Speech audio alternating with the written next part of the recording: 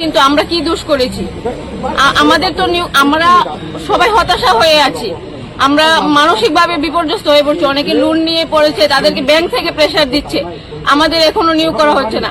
আমরা মুখ্যমন্ত্রীর কাছে একটাই অনুরোধ, আমরা এসটিজিটি কোয়ালিফাইড সকলকে যেন একসঙ্গে নিয়োগ করে, অতি সত্বর যেন আমাদের রেজাল্ট পাবলিশ করে আমাদের নিয়োগ করে, এটাই আমাদের মুখ্যমন্ত্রীর কাছে বিনীত নিবেদন।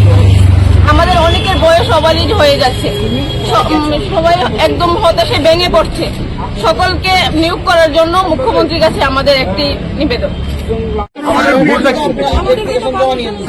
আমরা 2.5 বছরে মাত্র 2টা মিনিট চাইছিলাম, 2টা মিনিট দেখা করতে পারছি না।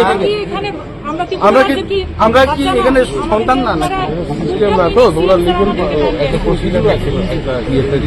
প্রসিডিউর আমরা শেষ কমপ্লিট করছি, কিন্তু আমরা অনেক চেষ্টা করছি। 2টা মিনিট আমাদের দিতে পারে। এখন আমি যা বলেছি বুঝতে পেরেছো তো? মেনটেন করে তোমরা এখানে আসলে